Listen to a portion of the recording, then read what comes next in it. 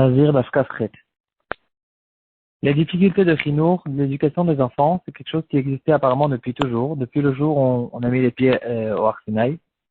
Et on va voir aujourd'hui quelques solutions originales que certains parents essayaient de chercher pour aider leurs enfants à remonter sur la bonne piste. Une histoire qui a été ramenée dans le shoot Sri de Esh de Rabbi Yaakov Weinberg. Il ramène l'histoire d'un couple qui avait un enfant qui était très intelligent. Et grâce à son intelligence, il a été quand même attiré par toutes sortes de choses intéressantes qui se trouvent dans le monde. Il a été très attiré par toutes sortes de tours de magie. Il avait l'intelligence de le faire, la vitesse dans les mains, etc. C'est quelque chose qu'il a attrapé énormément. Et il a commencé à s'entraîner sur toutes sortes de tours de magie. Il a commencé à lire des livres sur la magie, etc. Et les parents qui étaient Yireh Shamayim, le fils aussi, c'était des gens religieux. Le fils ne comprenait pas quel était le problème dans cette chose-là, mais les parents quand même avaient peur que c'est quelque chose qui va le détourner avec le temps complètement, il va arrêter d'étudier, etc. Donc ils essayaient de trouver toutes sortes de solutions, toutes sortes de manières pour essayer de le refaire monter sur la bonne piste de l'école, de l'étude, de la yeshiva, etc. Le père qui a étudié la Gemara dans Masechet Al-Dir, il a dit, regarde, il y a une Gemara dans notre daf, dans Daf Kafret, qui dira qu'un père, il peut rendre son fils nazir. En général, quelqu'un qui est nazir, c'est quelqu'un qui prend sur lui-même, de sa propre initiative, d'être nazir. Dans notre daf, on voit une halakha spéciale. Le père, il dit à son fils que son fils, il est nazir, et le fils, il devient nazir. Donc, s'il fait comme ça, le père qui en a eu marre apparemment de disputer avec son fils tout le temps sur comment se comporter, etc., il a décidé d'envoyer la question à Srivesh, est-ce qu'il peut carrément décider que son fils, il pensait pas à le rendre vraiment nazir, mais il pensait peut-être à décider de faire une sorte de serment que son fils étudie la Torah, que son fils il s'adonnera pour la Torah pour toute sa vie. Est-ce que ça va marcher? Est-ce que ça peut pas marcher? Est-ce que c'est un bon conseil ou pas? Le Sridesh, il le déconseille complètement, et il dit non seulement c'est déconseillé, point de vue chinour, mais aussi c'est quelque chose qui ne va pas du tout marcher, point de vue la halakha, parce que c'est une halakha qui est assez rare, et on a besoin de plusieurs conditions pour que cette halakha soit accomplie. Et tant qu'il n'y a pas toutes ces conditions qui ont été accomplies, c'est une halakha qui n'existe pas du tout. On ouvre le Rambam, on a une Chot Nezirut, Perek Bet, halakha Yud Gimel. Alors, je l'ouvre pour le voir à l'intérieur, parce que chaque mot dans le Rambam, on va le déduire. Le Rambam, il nous dit, Katan Shiga Leonat Nedarim, un enfant qui est encore Katan, qui est petit, et qui est arrivé au moment où on peut faire des Nedarim, c'est-à-dire c'est un an avant la Bar Mitzvah ou la Bat Mitzvah, Benadar Benazir, arrête de Nazir, il peut se décider d'être Nazir, ou Mevi Korbanotah, il amènera donc les Korbanot, Afel Bish Adaim Mevish les Seharot, Kishar Nedarim. Ve'aish Madir et Bno Akatan Benazir. Un homme peut rendre son fils Nazir quand il est Katan. Afalpi, chez Loba Leonatan Nedarim, même si cet enfant n'est pas encore arrivé à cet âge-là. Ve'en Aisha Maderet et Benazir, la mère ne peut pas faire cette chose-là. Ve'davarze Alacha Mipi Kabbalah, c'est une Alacha qui est une Alacha de Moshe Sinai. Ve'en Noeg Bishar Nedarim. Et c'est une halakha qui concerne que la Nézirut et qui ne concerne pas les autres Nédarim. Si un père est intéressé que son fils ne mange pas telle et telle chose parce qu'il a décidé que son fils doit faire un régime, il fait un Néder, il lui dit je te fais jurer que tu ne vas pas manger telle et telle chose, c'est quelque chose qui ne marche pas du tout. C'est que une halakha spéciale qui nous a été donnée par halakha de Moshe Sinai que à propos de la Nézirut. Ici, on voit trois conditions qui nous a été ramenées dans le Rambam que dans cette histoire de ce père sympathique, ça peut pas marcher. Premièrement, le Rambam, il va trancher la halakha comme Rabbi Yochanan, que c'est une halakha qui marche que dans la Nézirut, et cette personne-là, qui est intéressée de faire un éder pour son fils, que son fils étudie la Torah tout le temps, c'est quelque chose qui ne va pas faire effet, c'est pas du tout valable, parce que c'est une halakha qui a été donnée que à propos de la Nézirut. Même les Nidrei Mitzvah ne marcheront pas, dans un cas où c'est le père qui fait pour le fils. La deuxième condition, on parle que d'un cas où le fils il est encore petit, il n'est pas encore bar mitzvah. Dans un cas où cet enfant il est déjà adolescent, il est déjà bar mitzvah, Dans ce cas-là, on ne peut bien sûr pas lui faire des nédarim parce qu'il est déjà bar mitzvah, c'est lui qui peut faire des nédarim pour lui-même. On ne peut pas lui faire des nédarim. Et donc ça, c'est encore une raison pour laquelle ça ne peut pas marcher dans le cas du Sridh.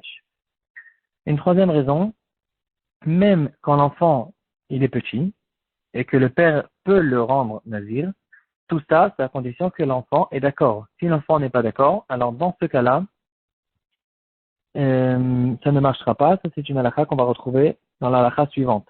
Kitad, le Rambam nous dit, Ha'av shama libno akatan, ariata nazir, le père qui dit à son fils qui est petit.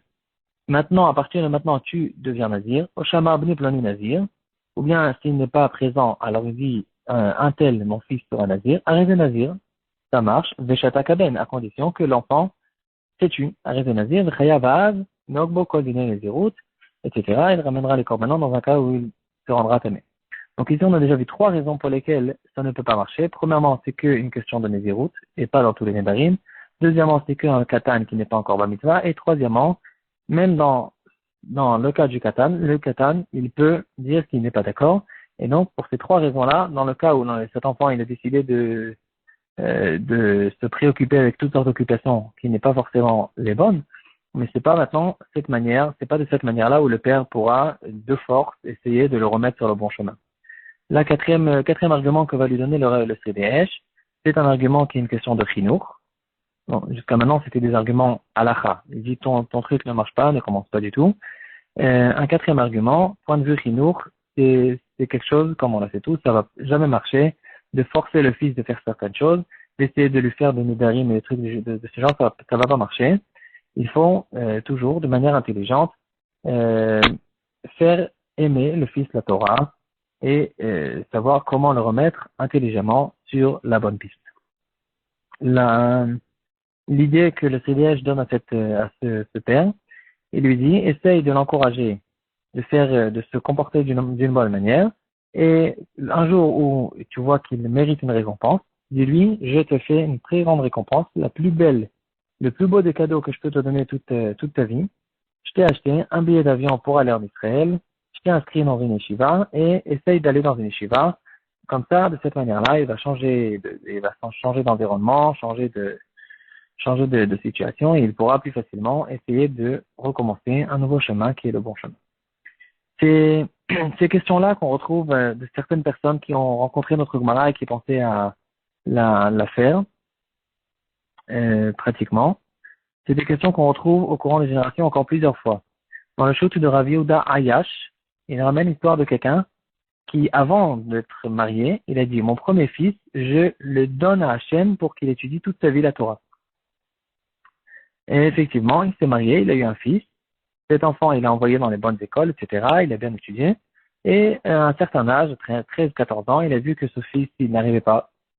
Il n'avait pas beaucoup de réussite dans la Torah. Il était intéressé de lui apprendre un métier. Est-ce que c'est un éder? C'est pas un éder. Ici aussi, il va lui dire que ce éder ne fait pas effet du tout. Premièrement, on ne peut pas faire un éder sur quelque chose qui n'existe pas encore. C'est d'avoir chez le Bal Olam. Deuxièmement, point de vue notre Gemara, c'est qu'une question de nazir et pas une question de néder. C'est-à-dire, s'il avait dit, mon fils sera nazir, alors là, on peut commencer à parler s'il y a une question ou pas. Et troisièmement, même s'il a dit, avec un langage de chevois, pas de néder, et la chevois, elle peut faire effet sur quelque chose qui est plus tard, bien sûr qu'il ne peut pas faire une chevois sur quelqu'un qui est déjà bar mitzvah, qui est déjà grandi, il n'a pas d'effet sur lui de le forcer à faire certaines choses. Même dans d'autres générations, un dernier cas qu'on va voir aujourd'hui, Shevet Alevi, dans Rav Osmer, Chelektet Siman Kuf Tzadi Gimel, il ramène l'histoire d'une femme qui avait beaucoup de difficultés dans la naissance de son fils. Et pendant la naissance, elle a fait un éder avec l'accord de son mari, que le fils qui va naître, on va le donner à étudier la Torah toute sa vie. Effectivement, cet enfant il est né, il a grandi, il l'a emmené dans les bonnes yeshivot, etc. Et après son mariage aussi, il a continué à étudier la Torah jusqu'à qu'un jour, sa famille elle a grandi et il avait des difficultés financières et il se demandait s'il avait le droit de sortir travailler et de chercher un métier pour essayer de nourrir sa famille.